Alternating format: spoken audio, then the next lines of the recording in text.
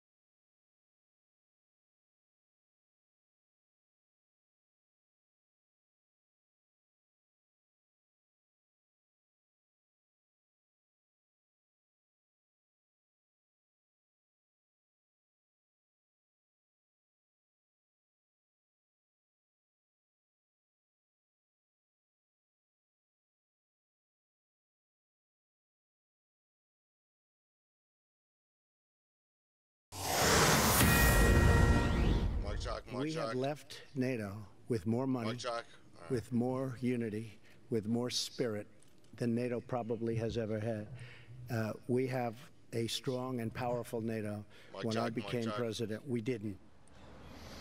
Well, President Trump touting a successful meeting with NATO allies from last week, saying the relationship's never been stronger. All this ahead of the summit that is happening right now in the presidential palace behind me. I want to bring in our Fox News senior strategic analyst, retired four-star General Jack Keane, to talk about all this. And General, good to see you again. Let's go back inside our strategy session. They're meeting right now, and you have a lot of feelings and a lot of thoughts on what Vladimir Putin sees in Donald Trump. He's a unique leader, a unique president. What do you think that is, sir? Yeah, well, definitely. I think, you know, the four presidents that he's dealt with, this is clearly the strongest. In fairness to Clinton and Bush, they were dealing with different issues. The global issues were certainly different. But by comparison to Obama, he's gone through a major transformation here. Here's why. Certainly, President Trump has said he wants to have a decent relationship with Russia and move the ball forward. But what he has seen this president do since he took office in January, push back on North Korea to the point now no ballistic or nuclear testing in 9 months and a potential for denuclearization remains to be seen. The Iranians fire a ballistic missile in the third week of his presidency. He sanctions them and says, knock it off. They've not fired another one since. Syrians use chemical weapons on their own people. He attacks them twice for that. Russian mercenaries attack our troops in Syria. We kill over 200 of them. The Ukrainians want anti-tank weapons. Trump gives them the weapons. Obama did not. Obama feared Russian escalation. We deploy additional troops into Eastern Europe as part of a NATO buildup. We pressure the NATO countries to up their coffers in defense. We get $14 billion additional monies out of Trump's pressure. He sanctions them for election meddling. And here, maybe the most significant thing of all, which Putin truly pays attention to. Remember, he pays attention to strength and to resolve, not rhetoric, is our defense budget. The decline is over, and we've made two major significant increase in military capabilities. I'll tell you what, that has got Putin's attention. And of course, the pipeline issue with Germany is an issue, and Trump just pushing back on unfair trade. He sees that as strength. Yeah, we'll see how tough they get with each other behind closed doors. And we'll see the interplay with them when they take questions from reporters. I thought the list was interesting that the president listed off trade, missiles, military, nuclear, and China. We'll see how in-depth they get. But really, this whole thing went south 4 years ago in 2014. Putin goes into eastern Ukraine. They take Crimea. And Ambassador Huntsman was asked about that over the weekend by Chris Wallace. I want you to hear his answer. And then you'll hear the president's answer from 4 days ago on Crimea. Watch. You can't rule out the possibility he might recognize Russia's annexation of Crimea? Highly unlikely. Crimea was a violation of international law. President Obama allowed that to happen. That was on his watch, not on my watch. You know, people like to say, oh, Crimea, but the fact is they built bridges to Crimea. They just opened a big bridge that was started years ago. They built, I think, a submarine port, substantially added billions of dollars. The point is, when there was no pushback 4 years ago, Putin had a runway. And that's what you're describing to us today, sir. Yeah, absolutely. I mean, what the president has done since that time is push back. So he knows he's dealing with somebody that is confronting him. But the point about Crimea, I totally agree with the ambassador and what he's saying. This is a serious violation of international law. The United States is not going to concede Crimea to the Russians. I think where Putin is on this, we're likely not to make much progress on Ukraine and Crimea. And here's why. There's an election coming in Ukraine next year, and Putin is conducting a massive information campaign inside of Ukraine affecting the people. He's trying to get a political change in the order of things in Ukraine so he gets a favorable outcome and influence in that country politically that he doesn't have right now. He's going to wait for that, wait for those results. Well, General, thank you so much. Please stand by there in Washington, D.C., okay? The meeting is underway right now. We're waiting for a readout. We'll see the reaction when we get it. Thank you, sir. Back to Sandra now. Yep. Thanks, Bill. Well, we are moments away now from that joint news conference with President Trump and Russian President Vladimir Putin. We will have that for you as soon as it begins. Plus, we're keeping an eye on potential protests this morning and in and around Helsinki. Hundreds already taken to the streets ahead of this historic summit.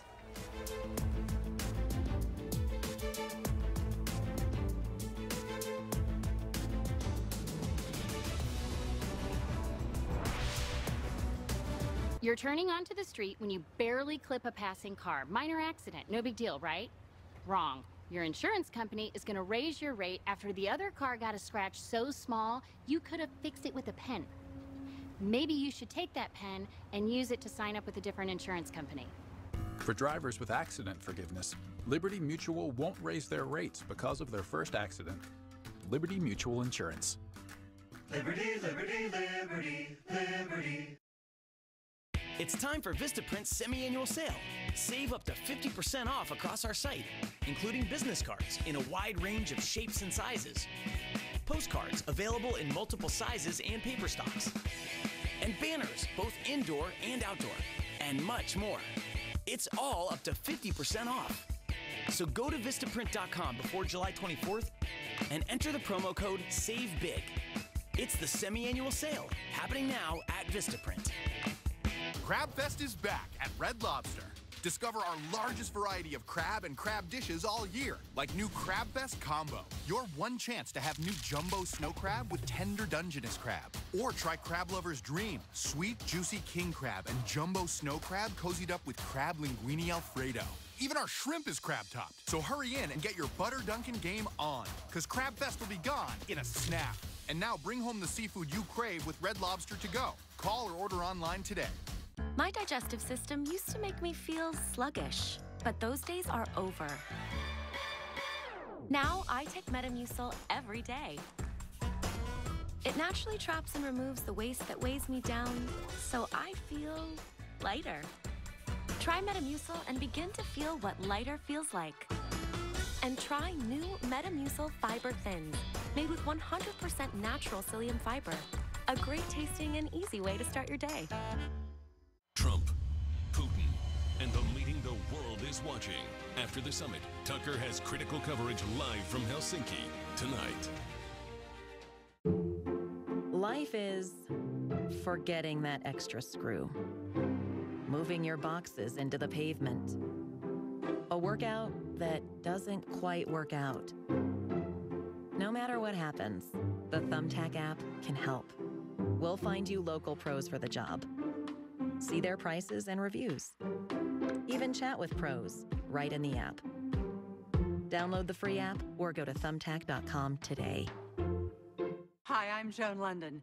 Today's senior living communities have never been better, with amazing amenities like movie theaters, exercise rooms and swimming pools, public cafes, bars and bistros, even pet care services. And there's never been an easier way to get great advice.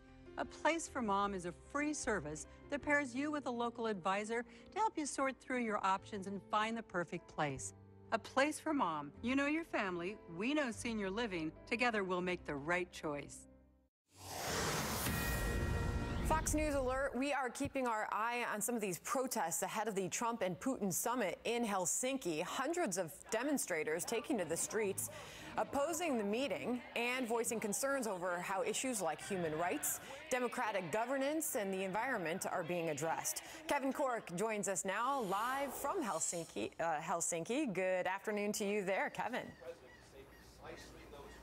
Great to be with you, Sandra. Much like we have seen in the States where we have these protests against President Trump, the protests we've seen so far here in Helsinki have been well financed and obviously very well organized. And in fact, they're using much of the same rhetoric that we have seen across the Atlantic. What is less common, however, is a protest of this size happening here in Helsinki, which, say, unlike London or Frankfurt or even Paris, tends to be fairly sedate. But in this case, passions were running very high for locals, and a small portion of them were speaking out in one voice. we wanted to keep the agenda broad. We have invited everyone who wants to come, and I know that there's going to be a block against racism. There's going to be blocks of Amnesty, lots of other organizations. So this is an open march for everyone who has something to say to the president. You heard us say to the president's plural there. Meanwhile, the protests here in Helsinki, nothing on the order of the massive gatherings that we saw over in London. This morning's demonstration much smaller, similar actually to what we saw, Sandra, when we were over in Scotland, over in Edinburgh, which is to say relatively modest. We continue, however, to await the joint press conference, which we will bring you right here live on Fox News as soon as it happens. But right now, we are well behind schedule. We'll keep an eye out for you. But for now, back to you. We're watching it, Kevin. Thank you. Bill? Sandra, meeting now for 2 hours and 10 minutes. At one point in the early administration of President Obama, he went to meet Vladimir Putin. When he wasn't the president at the time, he was prime minister. He had stepped away for a moment, and they were expected to meet for 1 hour. Putin talked for 55 minutes, and these men can talk for a long time together. There was a lot of talk at NATO in Brussels. You see the pictures now with Angela Merkel and others. President Trump, fresh off that trip in NATO, with a new message for the NATO allies in Europe that he brings here in Helsinki. That's next. Well, I think we have a lot of foes. I think the European Union is a foe, what they do to us in trade. At Maui Gym, we're inspired by color, driven by clarity, and dedicated to improving your view no matter your vision. Our prescription sunglasses are the most technologically advanced available and are 10 times more accurate than those produced by conventional labs. Our Polarized Plus 2 technology enhances color and blocks harmful rays, while our digital processing allows for the widest possible field of vision. Speak to your eye care professional and discover greater clarity with Maui Gym. The view's better from here. If you've been turned down for a mortgage because of credit or tax return issues, Cash Call Mortgage now has credit and income-solving mortgages for people like you. Just call 855-890-CASH and we'll work with you to find a solution to your mortgage issues. We knew Angie's List had reviews of home pros. But so do lots of websites. I didn't want to pay. Then I found out it's free. Wait, it's free? Free to check ratings, read reviews. And they'll even match your project with a few qualified pros for the job. Go to angieslist.com today. So, how many of us feel completely confident in our financial future? Nobody, right? Well, that's not uncommon. So, what worries you about your financial future? Let's hear some specifics. Yes, go ahead. I don't want to be a burden to my kids. When my husband died, it took almost all of our savings to give him a proper funeral. I honestly don't know if there's enough to bury me, let alone cover expenses should something happen. Can you all relate to that? So let's talk about solutions. One thing you may want to get in place is a guaranteed whole life insurance policy from United of Omaha Life Insurance Company. 4:30 here in Helsinki, just getting word now the one-on-one talks have ended. They lasted by our watch about 2 hours, maybe 2 hours and change. What you're looking at now is video fresh into us here at America's Newsroom of the what's called the expanded bilat. That's when the aides come in. That's Mike Pompeo, Secretary of State, Ambassador Huntsman, John Bolton. If there's audio, we'll drop in here for a moment.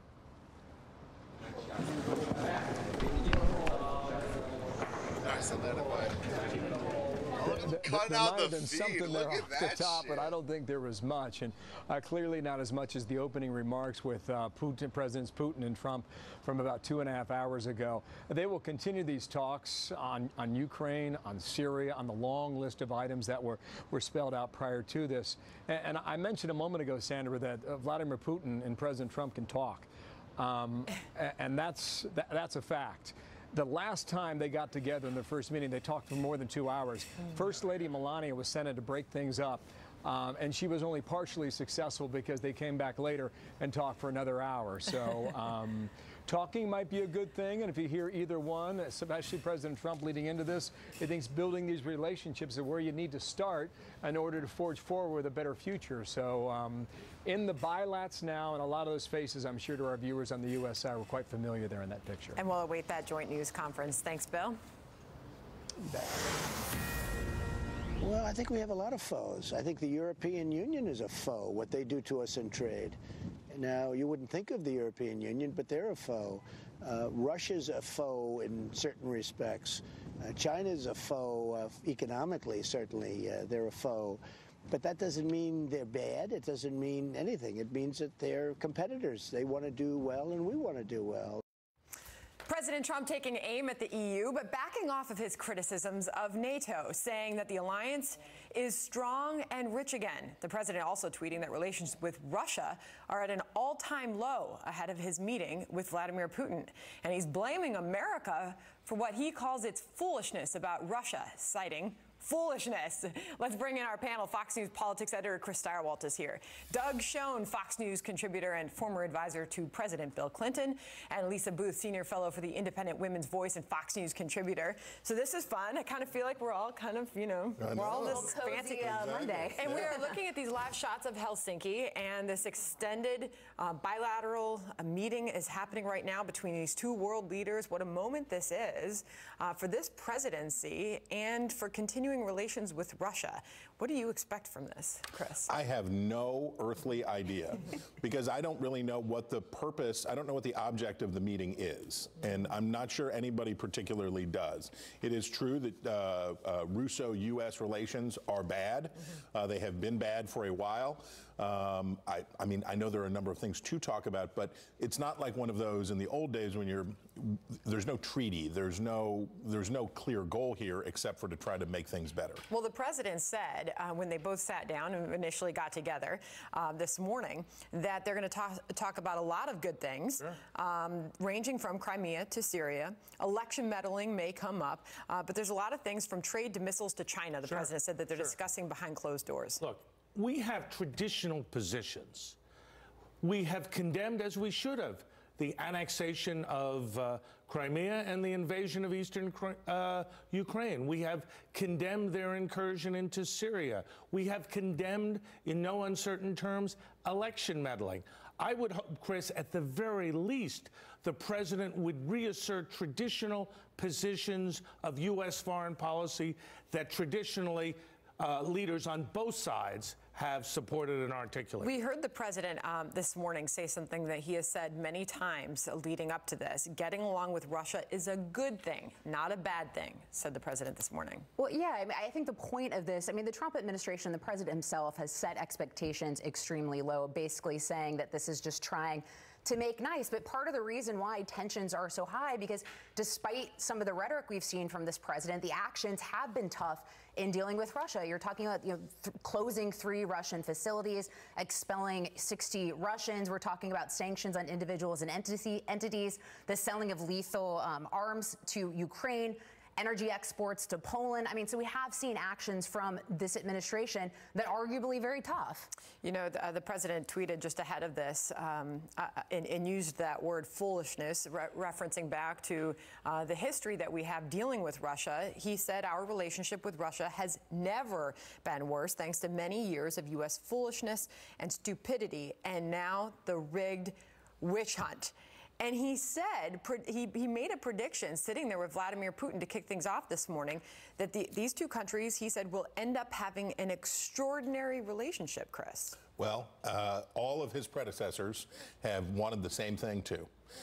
And the last time that we had an extraordinary friendship with a Russian leader, it was Boris Yeltsin, and he got drunk and fell down the stairs.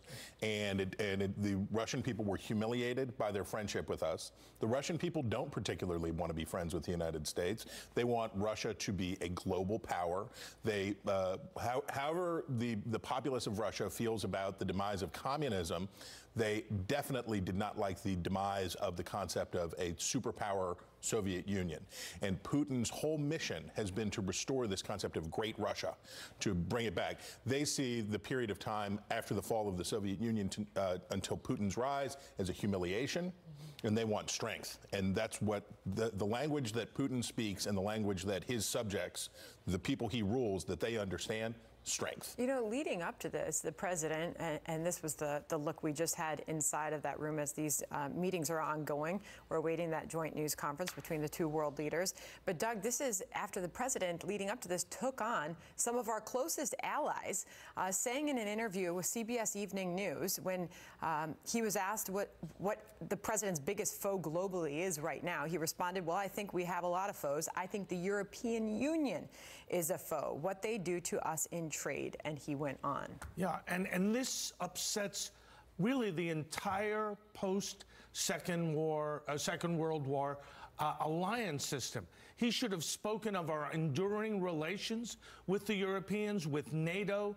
Sure, we have differences with them, but to say that the EU is a foe, to be harsh about Brexit with Prime Minister Theresa May of Britain, and not to assert, and I think Chris was really onto something, that the viewers need to understand, that Vladimir Putin understands only one thing: force, because he does believe that the breakup of the Soviet Union was the greatest tragical occurrence of the 20th century. He has to understand that we will meet force with force.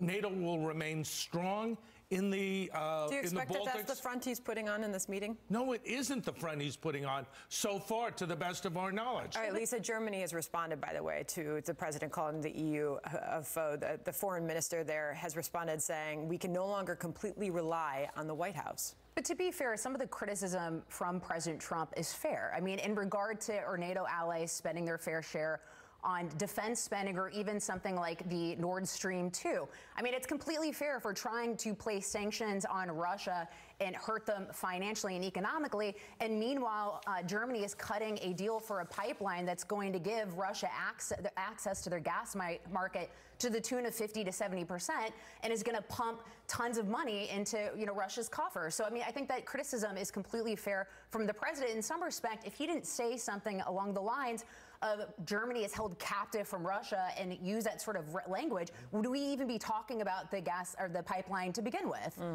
How's this all, what's the chatter in D.C. As this meeting continues? You know, I mean, there were some Democrats leading up to this. Chuck Schumer said that the president should not sit down one-on-one and meet with Vladimir Putin. There were some who said he should call this off altogether. Look, Chuck Schumer has to say that because that's his job. His job is to say whatever the opposite is, because otherwise the Senate Democrats will be unhappy with him for not being crabby enough. So he has to stay crabby about stuff. I think, look, with Lisa was on to something about the. She does that. There's two administrations, right? There's the position of the president. There are the things that he says, which are very disruptive.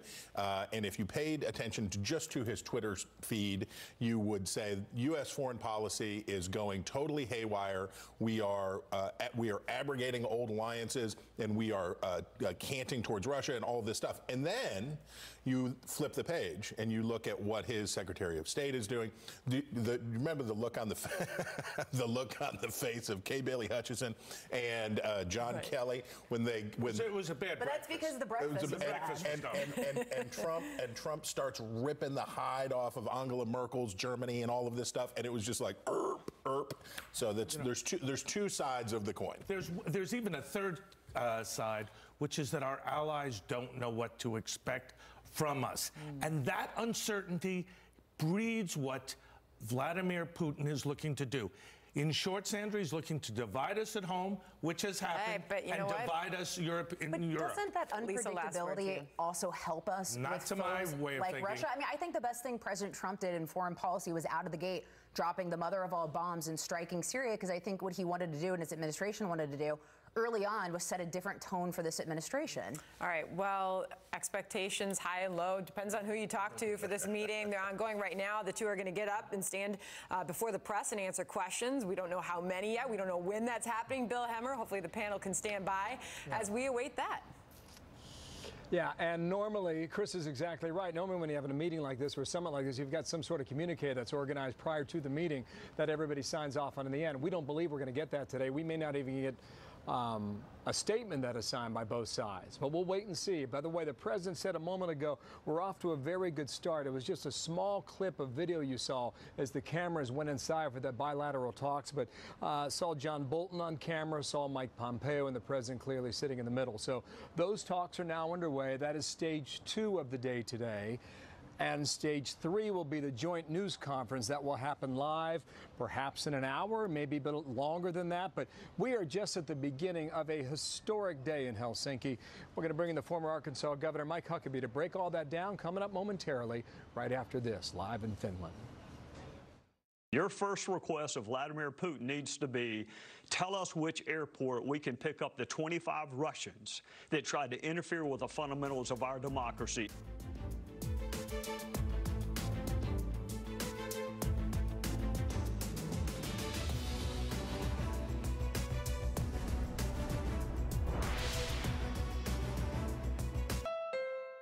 Another pair of satisfied emotions. Looks to me like elation and maybe some amazement. It's part of the Honda Summer Spectacular event experience. You could say satisfaction comes standard here, just like the Honda Accord comes standard with a luxurious, roomy interior. All at the Honda Summer Spectacular event. We see it all the time. Visit your local Honda dealer and test drive the Honda Accord, 2018's North American Car of the Year. Do you have a life insurance policy you no longer need or can't afford? Now you can sell your policy for an immediate payment.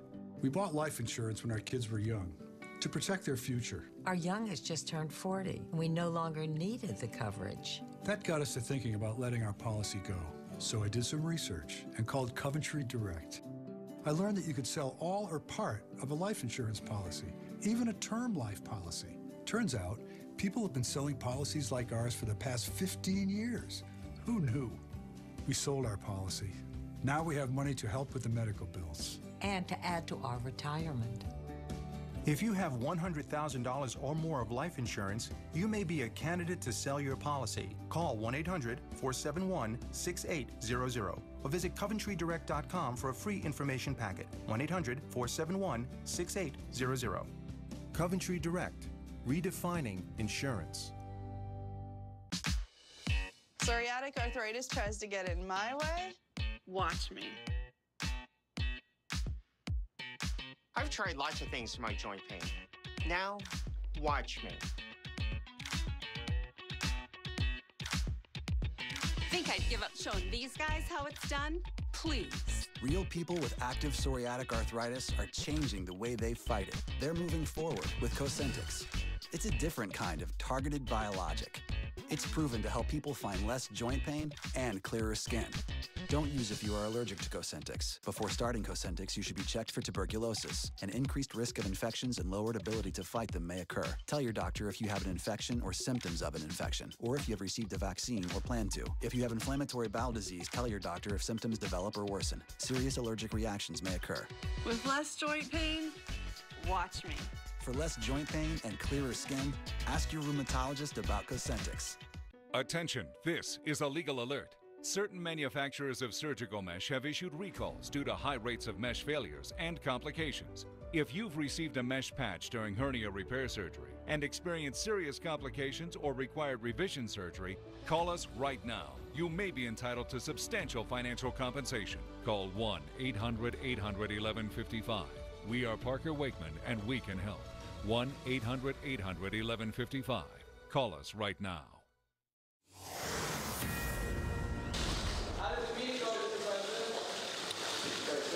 I think it's a good start. Very, very good start for everybody. It was quick and it was brief. That's the bilateral that's underway right now with the advisors. John Kelly is in that meeting as well, the general. The question from Reuters, how does it feel, Mr. President? The answer, as you just heard, I think it's a good start, a very good start for everybody. Earlier today, the president said, the world wants to see us get along, and the world awaits.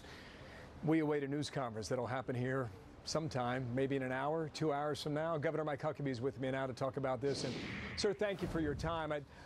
If you were the White House, how would you characterize today as a success or a win on the board?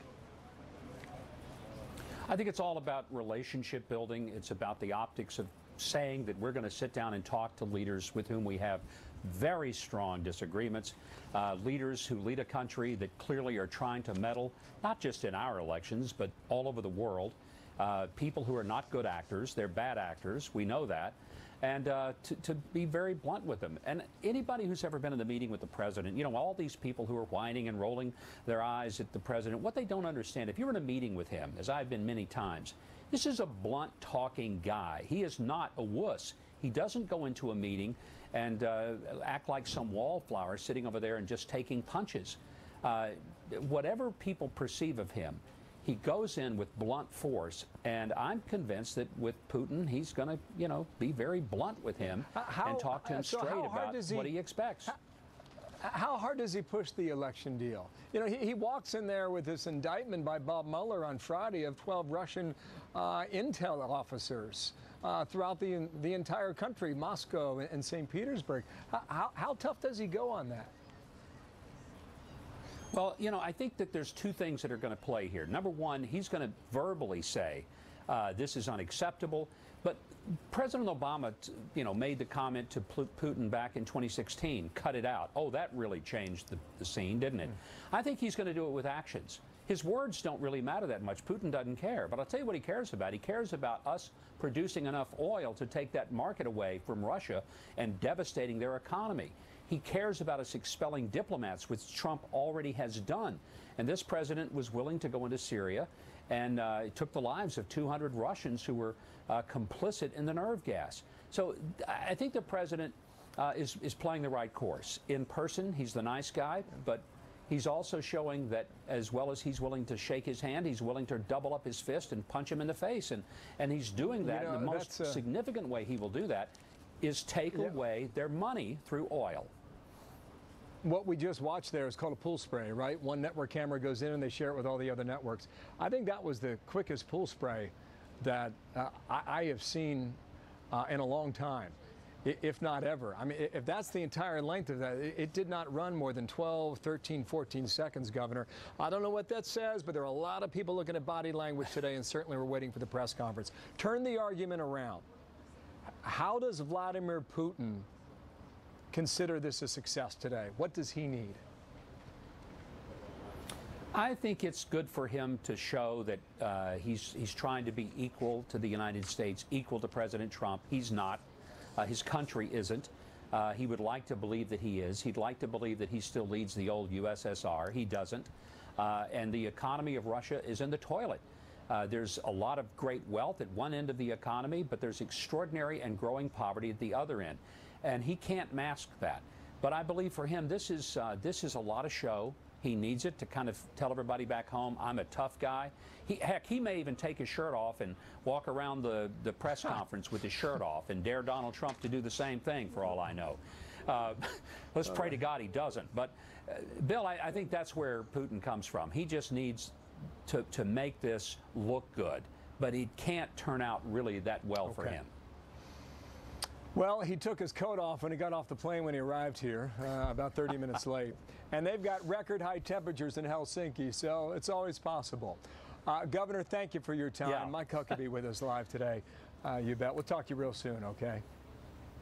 The meetings continue. Sandra, back to you in New York. Thanks, Bill. Well, all eyes are on Helsinki at this moment as we await President Trump and Russian President Vladimir Putin to hold a joint press conference. What does each leader expect to gain from this very important meeting?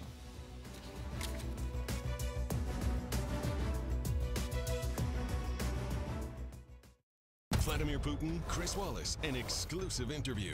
Immediate reaction to his meeting with the president. Plus, Mideast policy, election meddling accusations, how he sees Russia's role in the world. After the summit, Chris gets real answers in an exclusive interview. Monday on Fox News Channel.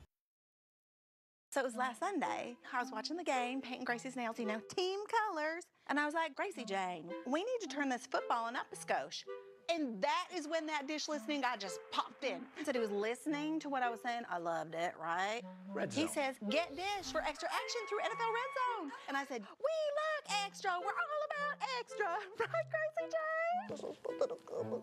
Jane? Get extra action with NFL Red Zone from NFL Network at no extra charge. Dish, tuned into you.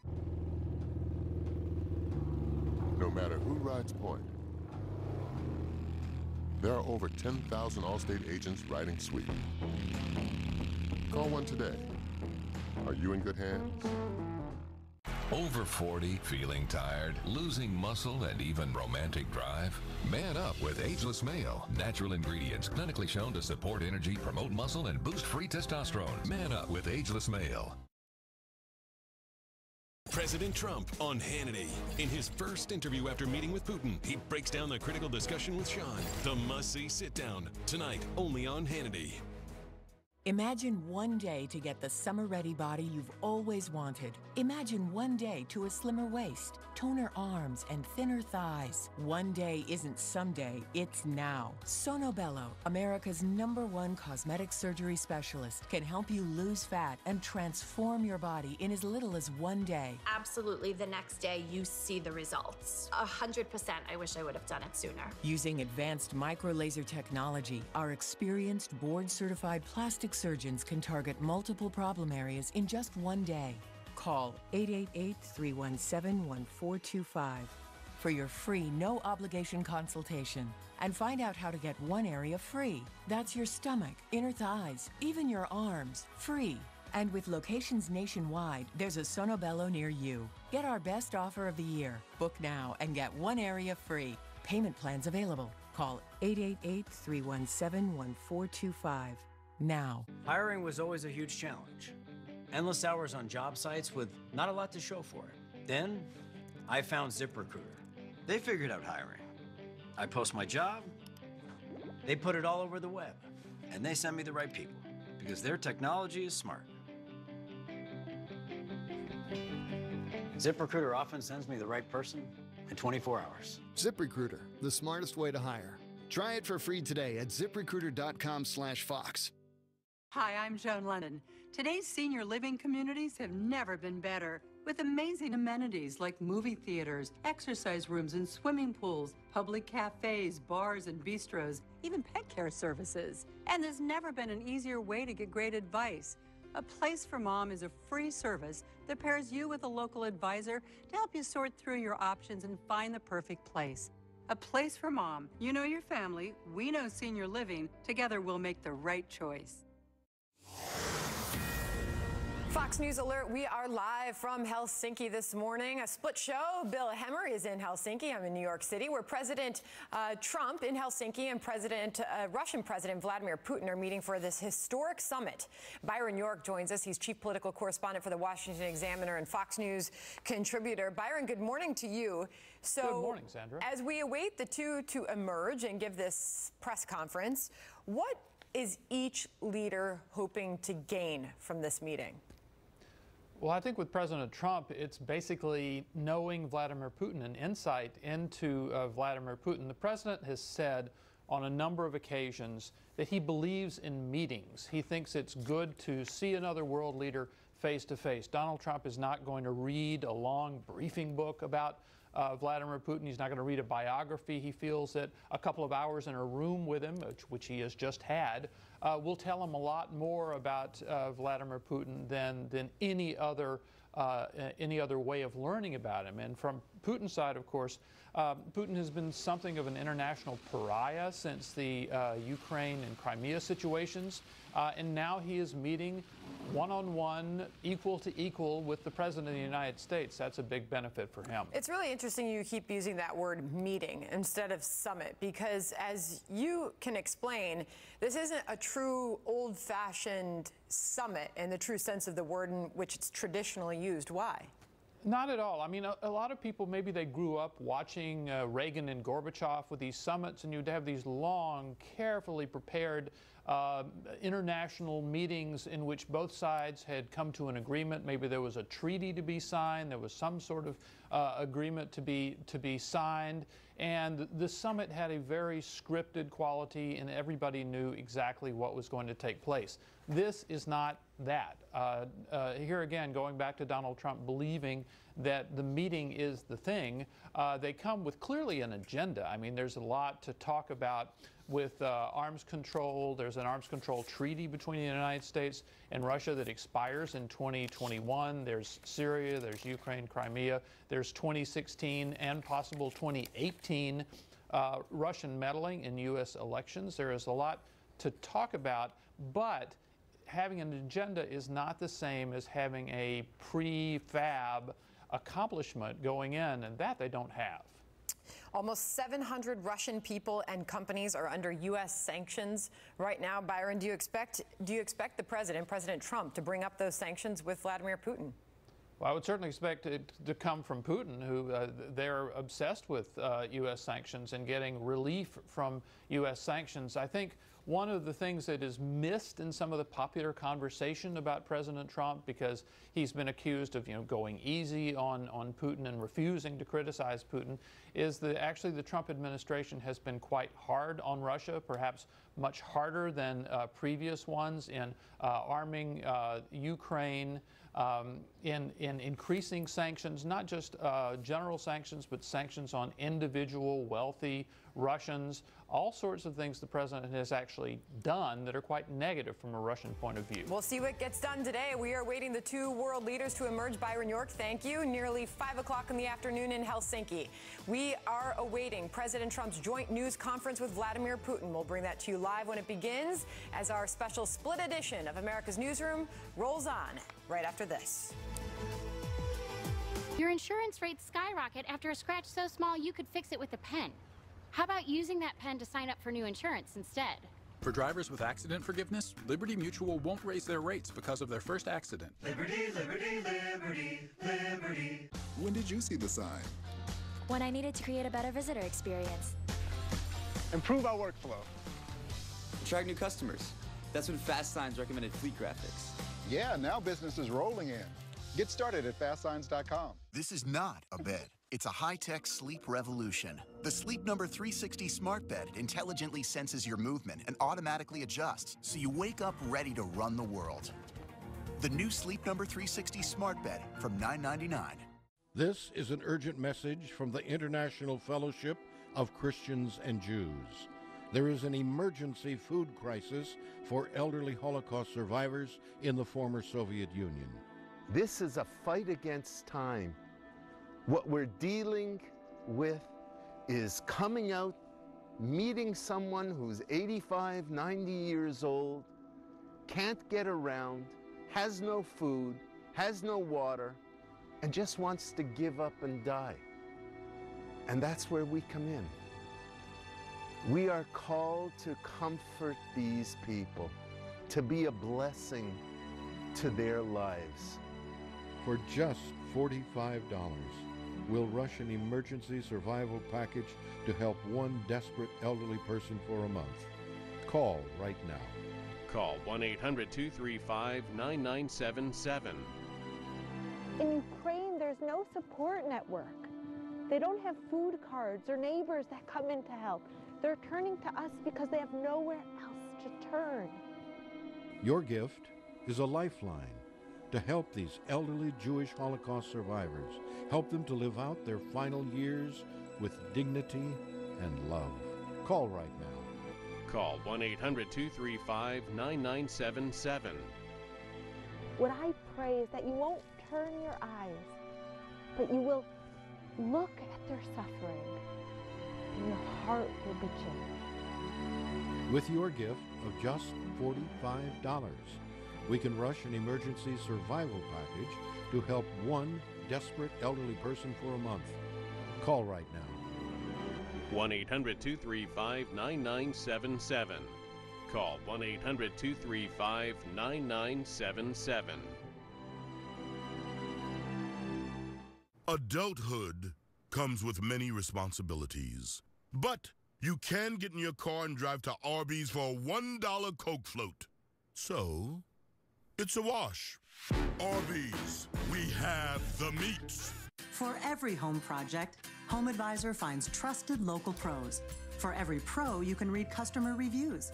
And for everybody's busy schedule, you can book appointments online. For every project, you have HomeAdvisor. Go to HomeAdvisor.com. Fox News alert, Trump and Putin face to face. President Trump meeting with Russia's President Vladimir Putin right now in Helsinki. Their joint news conference is set to begin at any moment now as we await that. Welcome to a brand new hour of America's Newsroom. I'm Sandra Smith. Good morning, Bill. Hey, Sandra. Good morning. I'm Bill Hemmer here in Helsinki. We are live 5 o'clock in the afternoon. We're across from Finland's presidential palace, a yellow building behind me. That is where, at the moment, Presidents Trump and Putin have been meeting, and they've been meeting for several hours. Just to let our viewers know, in case you're just joining us today, we started this day 4 hours ago, and Vladimir Putin arrived here in Helsinki. As you see, the room where the press conference will begin. We await on that. President Putin arrived on his plane today. He was 30 minutes late. President Trump came in last night after stopping at his golf resort in Turnberry, Scotland. And President Putin sometimes has shown up late often for world leaders. He showed up late for the Pope, and that was his style again today. So they got off to a later start than expected, about 45, 50 minutes, but they met for 2 hours one-on-one, just translators at that point. And then at the conclusion of that 2-hour meeting, thereabouts, they brought in the A's that you see with John Bolton and Mike Pompeo and General Kelly in the room there. And that meeting is what is happening now. That's phase 2. Phase 3 will be the press conference. We expect 2 questions aside. It may go longer, it may not. So we await that drama to find out what comes of it. I want to bring in Ed Henry right now with me here in Helsinki, and Daniel Hoffman, former CIA station chief here in Helsinki and also in Moscow, and now a Fox News contributor, among many other things. Guys, great to see you. I think, Dan, we were talking during the break as you're looking at the video and you're examining body language. Vladimir Putin ran the secret police in the Soviet Union. After the collapse. So how do you characterize his person after the collapse? So Boris Yeltsin's in power. This is the 1990s. How do you characterize the way he looks at security or the way a government should surveil its people? So usually with Vladimir Putin, we talk about his formative experience as a KGB officer during the Soviet evil empire days. But he also was the director of the FSB, which is Russia's internal security police. They're the ones responsible for oppressing their own population, denying them democracy and freedom and liberty, all the things we hold near and dear, and then tracking the foreigners, chief among them United States officials in Russia, because we represent such a threat. We are, for Russia and for Vladimir Putin, the main enemy, Glavny protivnik in Russian. You don't like him, do you? I think he likes me a lot less, perhaps. I don't know. It would be good to chat about that with him someday. I think the president would call him a bad hombre or a tough hombre.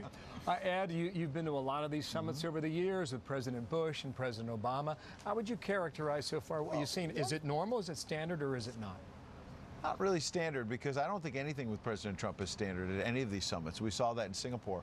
You know, 1 minute there's a quick handshake with Kim Jong-un, then a few minutes later the press is scrambled and there's longer handshakes and more pictures. And then President Trump says to the press after a couple of hours of meetings, you know, that it also went on maybe a little longer than expected, get ready, we're going to sign something. And everybody's scrambling. The wire services are crossing things in the middle of the night. Something's being signed, right? And so this is a president like no other. And so I'm not surprised, not just that Putin showed up late, maybe he was trying to make a statement as you suggest, but also that now once it gets started, that's the key, the substance of it, this is going on. They're in no rush. They're taking their time. There's a lot they want to discuss. I think the mainstream media back in the United States wants to say that the focus should be meddling in the 2016 election. But both these leaders in their brief remarks, when the cameras are in there, made it clear they want to talk about a whole bunch of other things, you know, Syria, Iran. So let's see what plays out. And one other style point, we look at that live picture on the left, as I compare it to Singapore, when I said President Trump said to the press corps, get ready, we're going to sign something. What happened next was there was a table brought in with the North Korean flags and the American flags and a bunch of pens, because they were literally going to sign that agreement with Kim Jong-un. In this case, maybe no big deal, but it's 2 podiums. It's not a table. There are no pens. There's no signing ceremony. Now, of course, they can add a table later. Of course, maybe they'll sign. I don't want to overread it. You know, but they're going to spin it both ways as opposed to necessarily signing something.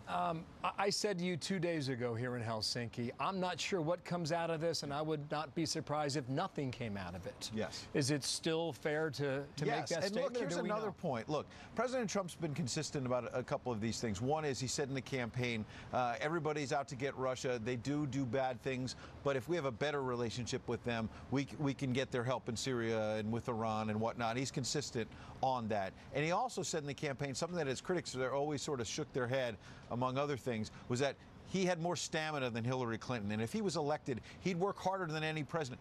You look at his schedule. He worked pretty hard. June 12th, 13th, I believe it was, in Singapore. Dan and I both flew over there. It was about 20, 21-hour flight each way. This man is, what, 72 years old? 71. 71, almost 72. And bottom line is, then he deals with the NATO summit. Then he's in the UK for a couple of days. He stops over in Scotland. He's here now for a day. What's August going to be like? This guy's ready to leave his imprint on the world stage. Brett Kavanaugh was announced 1 week ago today. Yeah. Don't forget We've that. Already, when Vladimir Putin gets back on that plane and flies back to Moscow, how does he declare a sense of accomplishment? I don't want to use the word victory, but a sense of accomplishment here in Helsinki. Well, I think he's been using his media, and they're here today. I've been listening to them out front here, just below. He's using his media to get the themes out already, which is that President Trump needed to come to Russia to solve the great problems of the world, and that elevates Putin's stature. Meaning geographically, you're about as close as you can get to Russia here in Helsinki? Right, exactly. I mean, President Trump wasn't going to go to Moscow for the first summit, but this is about as close as you can get. And for Putin, I think he wants to demonstrate to his own people that he really matters. He portrays himself as the defender of Russia, the besieged fortress, essentially.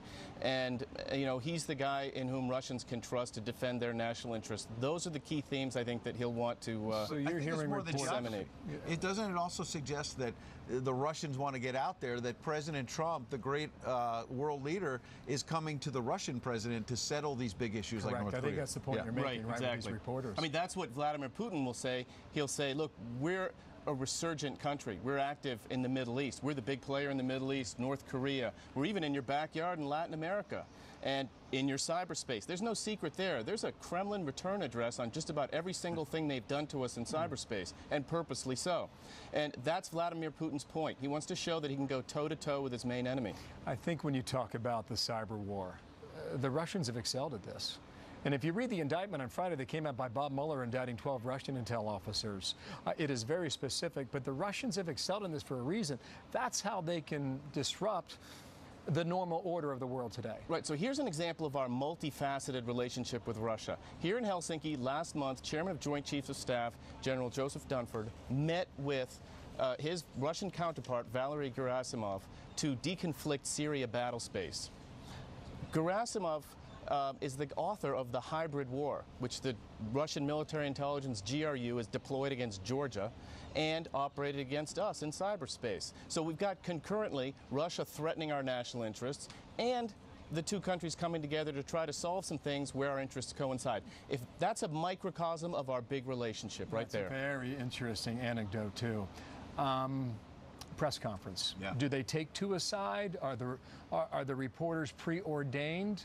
How does that work? Typically, the American administration, who knows what the Russians will do, because Vladimir Putin doesn't take a lot of questions. He doesn't have a free press. As Dan suggested, he's putting out his propaganda message to the Russian folks, and they're doing that. So they're probably going to ask pretty gentle questions.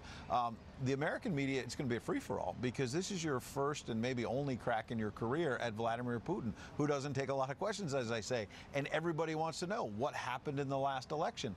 I don't think he's going to give a lot of ground on that. Why would he? I mean, he's going to try to control the message, as any leader would.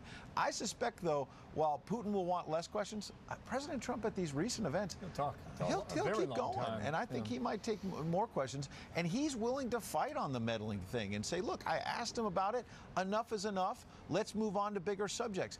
Look, let's also think about what happened before Singapore. Where was the president? He was in Canada at the G7. What did he say to upset the apple cart? Among other things, this maybe should be the G8. Russia should be back at the table instead of the G7. And then fast forward to NATO, on the way here, there's the fights with Germany about the Russian pipeline, all that. But the broader thing that people can't get lost on with the little fights here and there, big picture is these leaders in Germany and France, Canada, they're seeing that the American president is dominating the world stage. And yes, as the Russians are suggesting, he's coming to them and President Xi of China, who, by the way, President Trump mentioned at the beginning of this meeting right away. So it's basically the U.S., Russia, and China. They're running the show. Germany, France, and others. The U.K., which is in turmoil over Brexit. You can see those they're on the leaders sidelines surrounding the president. Just one more observation here. At the initial pool spray 3 hours ago, I believe, 3.5, President Putin has I don't want to use the word mellow, but he demurs a little bit in the way he addresses the media and the press. What is his style when you compare him coming off the steps of that airplane, taking his coat off in Helsinki? Granted, it's a hot day here today, but that plays to someone back home. Yeah, the CIA produces leadership analysis. We've got analysts who look at Vladimir Putin and use all source analysis so they can explain to President Trump, here's what makes him tick. I've heard a lot of people describe him as a mafia boss, as a guy who wants to show everyone that he's the man in charge, he's in control. It's kind of his attitude, It probably works with his own people a lot less effectively than it's going to work with us. I got a quick story. I remember covering President Bush, George W. Bush, and one of his aides told me after a meeting with Putin that they were struck by one thing among others, which is that President Bush had, I think it was at Camp David or somewhere, and he had Barney, one of his small dogs, and he showed him off to Putin, and Putin did one of these... like he's a little small dog, and then it pointed to his staff, like, get my dog. And next thing you know, as this Bush staffer put it, he was basically yelling, this wasn't the name of the dog, Thor, get over here. And this dog that's like 9 times the size of Bush's dog shows up.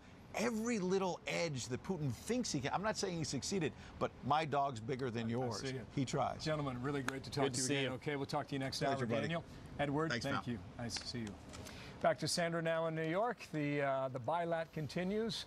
Updates when we get them here as we're at that press conference, Sandra. Sure thing, Bill. We're counting down to that joint news conference any moment now. We should see President Trump and Vladimir Putin. Right now, we've got a live look inside of the briefing room. This as Trump and Putin continue their expanded bilateral talks. We will take you back to Helsinki live next.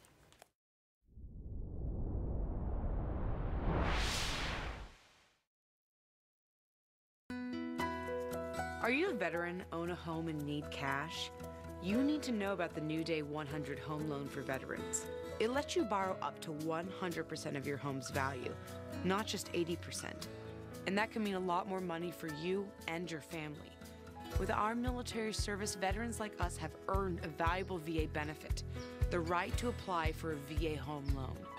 The New Day 100 VA loan lets you refinance your mortgages, consolidate your credit card debt, put cash in the bank, and lower your payments an average of $600 a month. So call New Day USA. They look at your whole financial picture, not just your credit score. And they'll do everything they possibly can to get you approved. Call them today and get the financial peace of mind every veteran deserves. Refinance and get the money you need from New Day USA. Call now. 1-855-719-8161. Hi, I'm Annette and I'm an actress. Under eye bags and wrinkles are so frustrating. I came across Plexiderm and I was so excited. We have a model, his name is Richie, and all he's doing is taking a small amount. It's so powerful, that's all it takes. It literally creates an invisible layer that tightens the skin and smooths it out. All you do is gently rub it underneath your eyes, on your fine lines and wrinkles, and it visibly disappears in as little as 10 minutes. Hi guys, my name is Sandy Marinese. I'm a professional hair and makeup artist, and one of the #1 question that I always get is, can you make me look younger? We had a few people that we applied it to, and some of them, I was like, oh, I don't know if this is gonna work. And I was so impressed how well it really worked. Now I could really say to people, yes, I can make you look younger. The videos that you see are real. Those are the results you can expect to see. Get Plexiderm for up to 50% off, plus get free shipping. Order yours at plexiderm.com or call the number on your screen. You know that's poison ivy, right? Yeah, no. Game's about to start, guys. Let's go. There are some things you should understand before it's too late. Your car insurance coverage is one of them. Call Amica for a quote and we'll work harder to explain your options. For example, what's the difference between single limit and split limit coverage? Discover the car insurance you really need before you really need it. Call Amica now or get a quote at amica.com. Welcome to Amica. This is helpfulness insured. President Trump on Hannity. In his first interview after meeting with Putin, he breaks down the critical discussion with Sean. The must-see sit-down. Tonight, only on Hannity. I was surprised being able to pick up a language so quickly. Babbel, the quick way to get conversational in a new language. Babbel's award-winning interactive technology gets you speaking right away. You jump right in and learn relevant words and phrases right from the first lesson. I couldn't believe how fast it was going. It was wonderful. In a very short period of time, within 3 weeks, you're speaking Spanish. So, which language do you want to speak today? Now, you can try Babbel free, the #1 selling language learning app in the world. I work in France, and now that I'm speaking French, my colleagues there are impressed. I don't know who designed it, but it's genius. Now, if we go to a French restaurant, I can converse with the waiter in French, and I'm like, woohoo! Try Babbel free today. Go to Babbel.com or download the app and see why Babbel is the quick way to get conversational in a new language. Babbel, which language do you want to speak today? We are awaiting this joint news conference between Vladimir Putin and President Donald Trump in Helsinki, Finland. It's just past the 5 p.m. hour there. There is an ongoing lunch happening right now. We are waiting for the two world leaders to emerge from that and answer questions from reporters. A big moment that we await. Let's bring in Mary Kissel, editorial board member of the Wall Street Journal and a Fox News contributor. Mary, as we look on at these live pictures here, the briefing room starting at least to fill up, things running a bit behind schedule this morning. High anticipation for what these two will say, as the president has already indicated, as he said, and the only thing we've heard from him since this meeting began this morning, things are off to a good start. Well, the president has also said, Sandra, and also it's great to be with you. The president has also said that it would be great if we had a good relationship, that the world wants these two countries to have a better relationship. But the thing to keep in mind here is that the reason we don't have a good relationship is because of Russian aggression in Syria, Russian occupations of Georgia and Moldova, Crimea, eastern Ukraine, the use of a nerve agent in Britain, the downing of MH17, a Malaysian airliner in which almost 300 civilians died.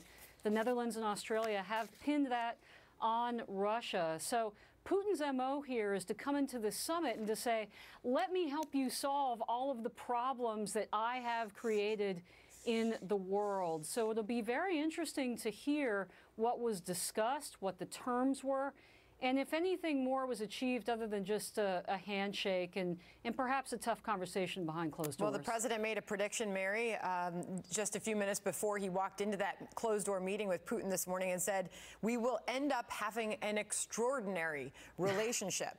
We'll see where that goes. Meantime, politics here at home, Democrats and Republicans divided on this issue. First and foremost, whether or not this meeting should have even happened. Some were calling on the president to cancel this summit after the Department of Justice announced the indictments of a dozen Russian intelligence operatives for allegedly hacking into the Democratic targets for the 2016 election. What are the politics here at home as this meeting continues? Well, the DOJ announcement, Sandra, was not a surprise. We knew that Russia had hacked the DNC, so I kind of took that as really non-news. The bigger news in our mind at the Wall Street Journal editorial page is the fact that Vladimir Putin has already broken a 2017 agreement that he made with President Trump and King Abdullah of Jordan to de-escalate the conflict in southwestern Syria. As it turns out, that was really just a play for time.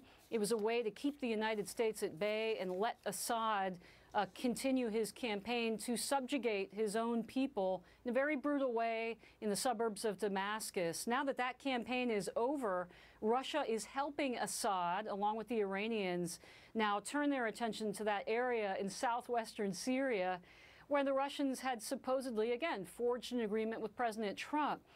That is a deep humiliation. It's an embarrassment for the United States. And, you know, to our mind, again, at the editorial page, that is a much bigger deal than the DOJ indictment that we already knew about, really. Interesting stuff. And Mary, as you saw on the cover of the New York Times this morning, some have decided how this meeting is going to go before it even happened. The New York Times writing, seat at table gives Putin upper hand. When President Vladimir Putin sits down with President Trump, he will already have accomplished virtually everything he could reasonably have hoped for. But there certainly is some big concern on the part of Vladimir Putin. He might want to talk about those sanctions. 700 Russian people and companies are under U.S. sanctions right now. You think that's coming up in this conversation? Well, I think it's important to distinguish between President Trump's rhetoric and his actions, because the rhetoric this morning, for instance, was very conciliatory. Let's be friends, kumbaya, wouldn't it all be great if we got along and got rid of nuclear weapons? The reality is that the Trump administration has been far tougher on Russia, particularly in the sanctions arena, than any prior administration. In particular, we've started to sanction Putin's inner circle. This matters a lot because essentially Putin presides over a criminal gang, and his power rests on two things: keeping the security services on his side and keeping the oligarchs of Russia on his side. And the way that he does that is to enrich them.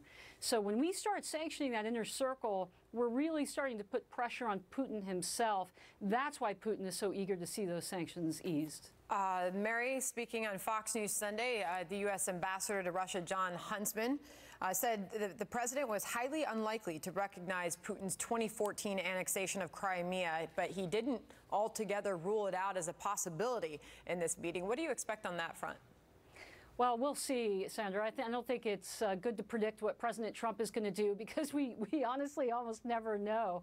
I do think it's a little bit worrying that he has blamed President Obama, which, look, rightly so. It was under Obama's watch that Putin went into Ukraine. But when you start to use that language, it sounds like somehow Crimea could be a bargaining chip. U.S. Congress in a bilateral fashion has come out against that. I know that Secretary Pompeo and National Security Advisor John Bolton would likely advise against that. We'll see what he says, but the implications for U.S. deterrence would be huge if we in any way de facto or formally recognize the occupation of Ukraine, because the United States' legitimacy, our deterrence, rests on the idea that we protect small states. We protect Israel. We protect Taiwan. We protect Ukraine. We protect the defenseless. So the minute that we start allowing other nations and rogue nations to change borders, you know, who could trust us again that we would have their backs? So that's why people are so focused on the discussion about Crimea. Great to have you on the program this morning. Mary Kissel from the Wall Street Journal. Thank you. Well, it is 5:22 p.m. in Helsinki. Yep. Bill Hemmer is standing by in Finland this morning, and we are looking at that briefing room, Bill. It looks to be filling up a bit here as everything's a bit delayed, but it looks like we should soon see those two world leaders answering questions before reporters. Very interesting conversation with Mary. She makes a lot of very interesting points about the level of aggression that has taken us to this point over the past 4 years. And Sandra, as you described that, Blake Berman from Fox Business says the lunch right now, the bilateral meeting there, is moving along quickly. If that is the case, perhaps this press conference begins sooner than we thought. Now, we were given guidance last night that on the schedule would hit at 9:50 a.m. Eastern Time. Well, we have clearly blown through that, in part because Vladimir Putin got here late by 30 minutes. So all this started to move at a much slower pace. The one-on-one meeting seemed to last about 2 hours. The bilateral meeting that includes the aides on both sides is still going on. So that's John Bolton and Mike Pompeo and General Kelly.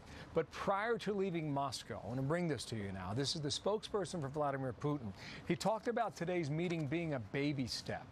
Then he talked about the special responsibilities for global security that both these countries share, quite revealing there. And then he said that Vladimir Putin respects President Trump's America First attitude because Vladimir Putin has a Russia First attitude. So that was the commentary before leaving Moscow here for Helsinki. About an hour ago, we saw the president. He was asked, how does it feel in between those meetings? He said, I think it's a good start, a very good start for everybody. But what did they talk about? What was the demeanor? Was there ground gain on behalf of either side? The shot is up screen left. Inside that room are President Trump and Vladimir Putin. They'll take questions together, expected to start any moment now. And you will not miss a minute here in America's newsroom. Trump and Putin holding expanded bilateral talks right now. When they break, we'll see both leaders inside that room as our live coverage continues from Helsinki on this very special and historic Monday morning.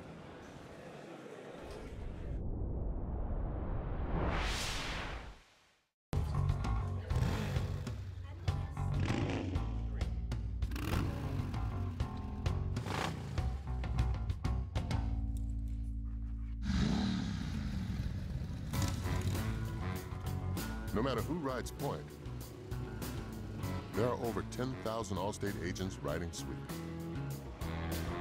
And just like Tyrone Taylor, they know what it takes to help keep you protected. Are you in good hands? The sun used to make our outdoor deck and patio space so hot and uncomfortable, we couldn't use it. But then we discovered the Sunsetter retractable awning. Our Sunsetter retractable awning opens and closes in just 60 seconds. It keeps our patio about 20 degrees cooler. It provides instant shade and instant protection from the sun's harmful rays. And our Sunsetter costs under $700. But now you can get your Sunsetter for as little as $599 when you call now to get this special $200 discount certificate. We love our Sunsetter retractable awning, and you're going to love yours too. Call now for this free awning idea kit packed with great awning solutions. Plus, get this $200 discount certificate that will bring you your Sunsetter for as little as $599. But this is a limited time offer. Call now. Sunsetter retractable awnings are assembled in America and are guaranteed to last for years. And talk about extras, you can choose from motorized awnings for push-button opening and closing. Hundreds of thousands of families own and love their Sunsetter retractable awnings. We're one of them, and you should be too. Stay cooler. And do it all at $200 off if you call now. Call now for your free awning idea kit with local dealer info and $200 discount certificate. Life is better under a Sunsetter. Call now and save. Call 1-800-401-3008. 1-800-401-3008. Have you been told you need neck or back surgery? If so, you do have a choice. Call Laser Spine Institute and say yes to a pain-free life with our minimally invasive spine surgery. It's safer than open back surgery, letting you get back to living life on your terms. I can lift my son high over my head again. If you have spinal stenosis, bulging or herniated disc, sciatica, or other chronic spine conditions, call 1-800-736-BACK now for your free MRI review. Thanks to a less than 1-inch incision, you'll be up and walking within hours of surgery, so you can get back to your life in days instead of months. I feel like Laser Spine Institute was an answer to prayer. Join the thousands of people every year who say goodbye to chronic neck and back pain with Laser Spine Institute. Make today the day you say yes to living a pain-free life. Call 1-800-736-BACK now for your free MRI review. Baby boomers, here's something you should know. There's a serious virus out there that 1 in 30 boomers has, yet most don't even know it. A virus that's been almost forgotten. It's hepatitis C. Hep C can hide in the body for years without symptoms. Left untreated, it can lead to liver damage, even liver cancer. The only way to know if you have Hep C is to ask your healthcare provider for the simple blood test. If you have Hep C, it can be cured. For us, it's time to get tested. It's the only way to know for sure. At Airborne Wireless Network, our team's answering the question, what is the future of the internet? A connection faster than the morning train? High-speed bandwidth in rural America? Video conferencing from 30,000 feet? Our technology is leading the way to make that and much more reality. We've got a practical solution for solving the world's connectivity challenges so the future can mean internet for all. Airborne Wireless Network, redefining global connectivity. It is 5:30 late afternoon here in Helsinki. I'm Bill Hemmer as our coverage continues live on this historic day, the meeting between Presidents Trump and Putin. We're told the lunch now is wrapping up. The bilateral meeting may conclude any moment now, and once that Once that is over, we'll see these two men before reporters there in the briefing room that is starting to trickle in right now. And Philip, at the moment, you think about so many things that these two men bring to the table. Talk about the relationship. They've met two other times, of course, before, but this seems to have so much more level of import when you consider the issues around the world. Their third meeting today. They've spoken on the phone many times, maybe 8 or 10 since President Trump came to office in January of 2017. There are levels of cooperation, certainly, maybe on nuclear weapons. We could see that today. Perhaps on getting Iran out of Syria. There may be some movement on that today.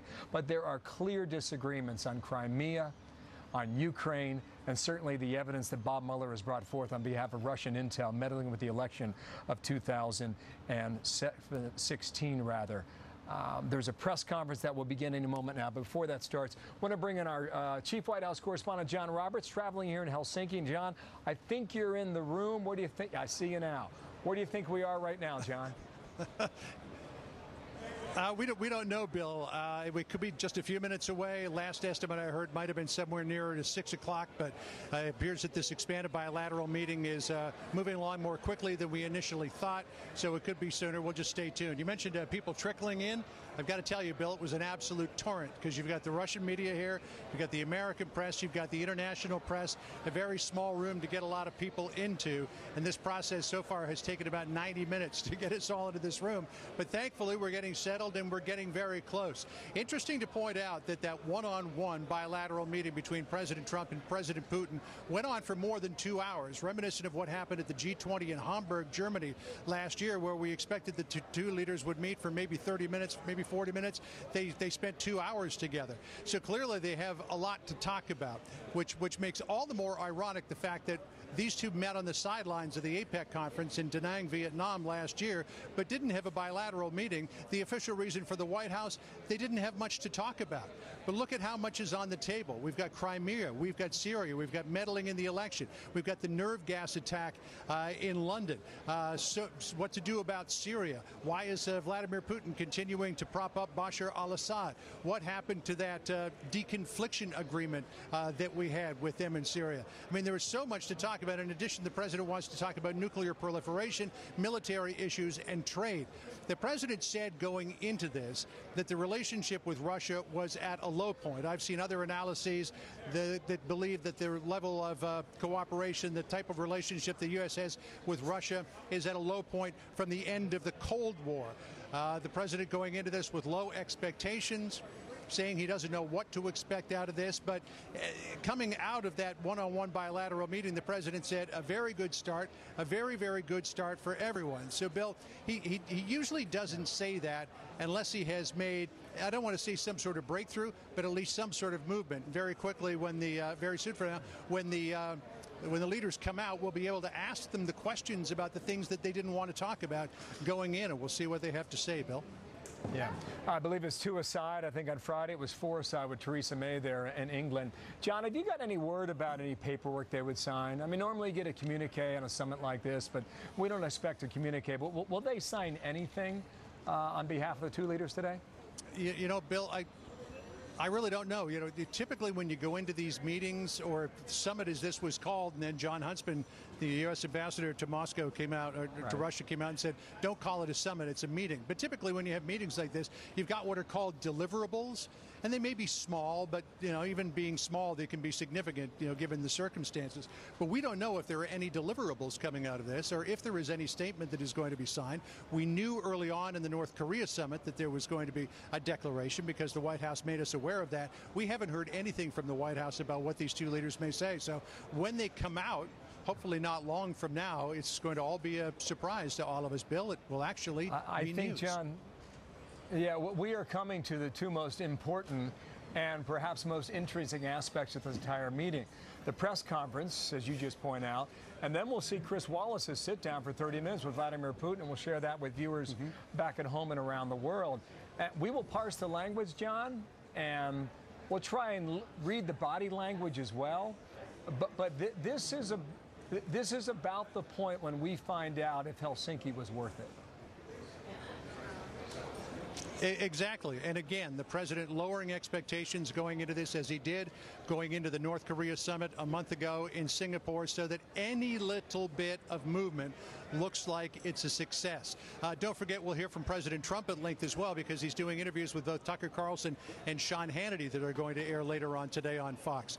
But I think what is most intriguing about all of this, Bill, and it might be a 2-on-2, maybe a little more. We haven't had any official word yet from the White House, though typically these things are 2-and-2. But it will give us a chance as journalists to ask the uncomfortable questions that these two leaders didn't want to talk about going into this, such as, what did the president say to Vladimir Putin about meddling in the election? He promised going into this that he was going to tell him to cut it out, make sure he didn't do it for the November 2018 elections. What did Vladimir Putin say to the president? Because he has on several occasions, and one time in denying Vietnam, said it to the president's face that the Russian government had nothing to do with this. And a couple of weeks ago, the president tweeted out that Russia is again saying it had nothing to do with it. So we'll be able to push them on that. We'll be able to push them on Crimea. If we get enough time in terms of questions, we can ask Vladimir Putin about that Salisbury attack. And we saw another person die as a result of that when they picked up a perfume bottle that they thought had some perfume in it. It actually had a very powerful neurotoxin in it. So we'll get to ask all of these questions that neither one of these leaders wanted to talk about going into this, Bill, which is really, from a journalistic perspective, makes this such an important and historic moment.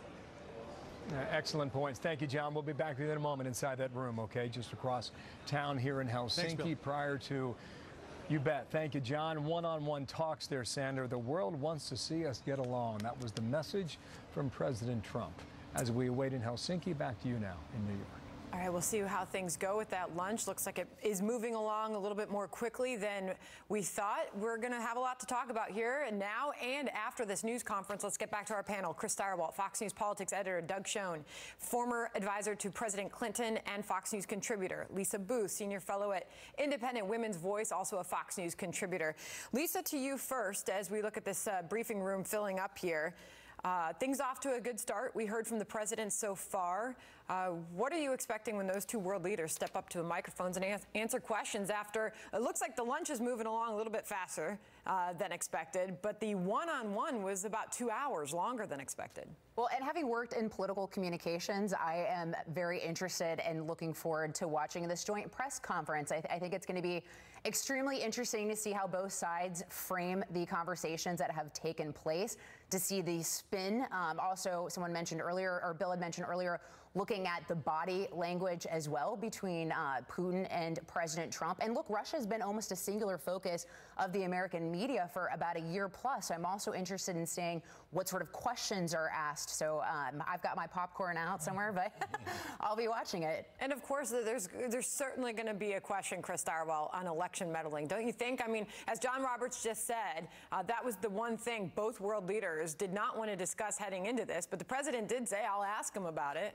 Well, this is a very tricky one, because if Trump accedes to the claims, Rod Rosenstein, this prosecution that's going forward, if he takes these seriously and confronts Putin in a serious way about this, he is then hurting himself politically at home. Both of these men, as they stand there, are thinking about their domestic audiences at home. They're not thinking about each other. They're not thinking about what's going on in the room. They're thinking how this is going to be portrayed at home. And if Trump is seen as being tough on Putin about the election meddling and what the Russians did to us, he is then casting a shadow over his 2016 win. So that's why Trump is always loath to do it. He doesn't want to do it because it doesn't invalidate his win, but it casts a shadow over it. On the other hand, if he doesn't do it, if the president doesn't take a hard line on this, then he is playing into the hands of his critics who say that he is soft on Russia because he's compromised. It's a tough spot. Doug, your thoughts as we look on and await President Trump and Vladimir Putin? Yeah, I want to see if President Trump reaffirms our commitment to NATO and our traditional allies, or do we get a sense today that perhaps he will be continuing his process of changing the dialogue and indeed underlying relations, having referred to the EU as foes, having criticized NATO? Will he speak of President Putin as more than a, quote, competitor, as he did before the summit? And what practical developments, if any, will we get? These are huge questions. I don't think we have any answers as we sit here today, but I'm pretty confident after the press conference and the interviews, Sandra, that we'll have on our network, we'll know the score. We'll have a lot to talk about, that's for sure. Lisa, the president has indicated that this meeting in and of itself is an accomplishment. He believes in meetings. He's been very firm on that. Is this a big accomplishment for this presidency? I don't know. I mean, obviously, President Trump has, as I mentioned earlier on the show, and we all know that President Trump has really set expectations extremely low for this meeting, essentially saying that the only point of this meeting is to try to thaw that relationship. So I don't necessarily know if I would say the meeting in itself is a success. And I would also be, cautious, because I think Bill had mentioned earlier, obviously the hope with Syria is to try to get Iran out of there. But then the question is, what do we concede to make that happen? So obviously dealing with Russia, they're not a reliable actor. They're not to be trusted. And so, no, I can't necessarily say that the meeting in itself is a success. As far as what the president says coming out of this, right? I mean, Chris, we're looking on at the news conference that is about to take place. We don't know how many questions each world leader is going to take, but we do know that before this lunch, where they have their national security aides at their side, before that lunch, there was a 2-hour one-on-one between these two. What will we really learn about what was discussed in that room? So the sequence is important here. So you start out with the two leaders together, and then they bring their teams together and basically start saying out loud the things that they talked about or agreed to in their long discussion. And that's the time when your advisor says, well, I think what you really meant, Mr. President. Now, you probably don't do that with Putin because they'll shoot you out of a cannon. But for Trump, it's like, yes, and you could see Pompeo saying, yes, Mr. President, but also remembering that the Crimea, da-da-da-da. So they clean it up there, and they're basically agreeing as they sit across the table from each other at that luncheon. They are agreeing to the terms about what they're going to say when they go in front of the press and what is real and what's not. So that's what's happening now is they're running a curry comb over what happened for those 2 hours, and then they're going to come out and put the show pony in. And as the president said, I really think the world wants to see us get along. We are getting some indication that things are moving along in that meeting with their aides by their sides. A White House official is telling Fox News could be the top of the hour when that news conference begins. We'll take that live when that happens. Bill? As we await for more on that, Sandra, this is going to be a very fascinating dynamic. You're going to have reporters called in here in a matter of moments as you see the room filling up here. And then President Putin will go first, followed by President Trump. In all likelihood, they'll take two questions aside, and each leader will have a chance to answer each question. But who they call on and the topics that reporter chooses will be a point of deep interest here. We're going to bring back our guys in a moment here, but the press pool has been called in the briefing room, which means we should get underway very close now. Some of the indications we're getting from our Fox crew inside the room say maybe top of the hour, so that would be about 15, 18 minutes from now. So don't go anywhere. Our live coverage of the Trump-Putin summit here in Helsinki continues right after this.